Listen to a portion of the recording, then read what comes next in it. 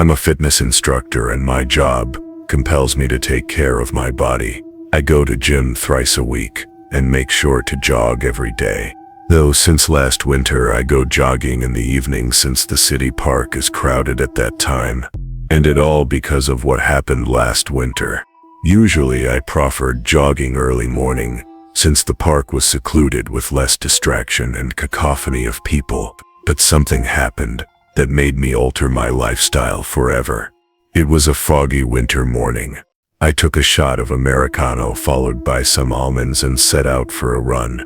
I jogged through the foggy, empty streets, my breath forming ghostly clouds in the icy air.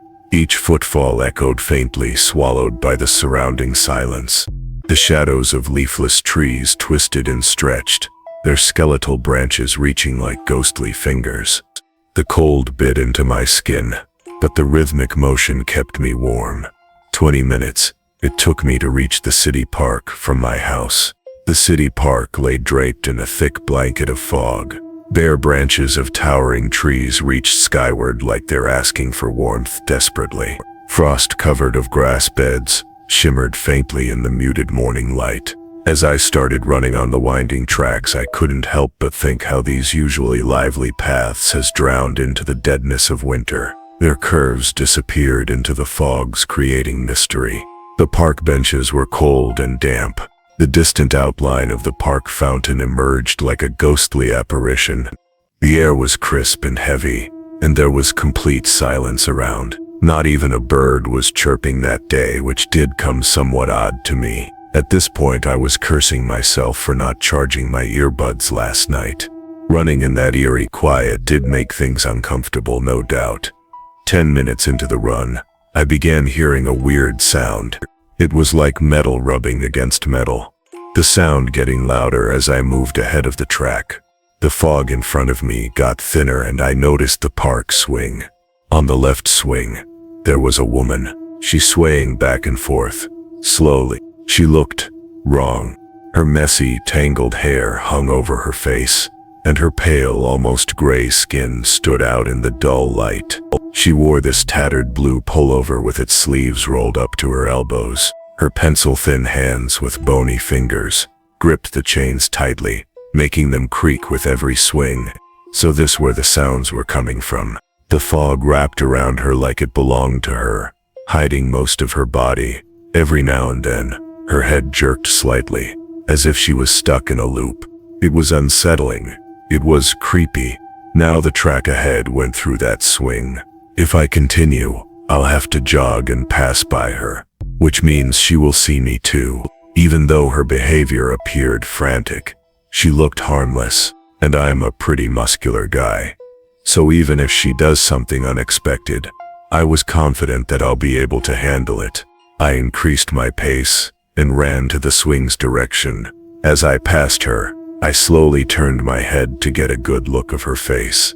Surprisingly, she didn't even notice me. She continued swinging while staring at the grass. Her face looked blank, and her eyes were wide with dark circles around them. Thinking she must be going through a tough time, I felt bad for judging her too quickly. I ran past her, and then suddenly the metallic creaking stopped. A bad feeling crawled on my skin. I slowly turned around and saw the woman wasn't swinging anymore. She is sitting still and staring at me. Something about her face had changed. There was a smirk on it, which looked terrifying. Then she spoke to me in a low but shrill voice. You know, Millie used to love swinging. She would beg me every day to bring her at this park. Even in that cold, I could feel sweat covering my forehead. I asked nervously, "Who's Millie?" She stared at me a few more seconds, said nothing, did nothing, then suddenly started swinging real fast. She was swinging wildly while laughing like someone who just got possessed. Her maniacal laughter echoed through the foggy park. Her hair flew everywhere, and her eyes were wide with a crazed gleam. The swing groaned under her reckless movements as she kicked higher and higher, laughing like she'd lost her mind. And then occurred the loud metallic screech. Suddenly, the chains gave a sharp jolt, and she flew off, slamming hard onto the frozen ground.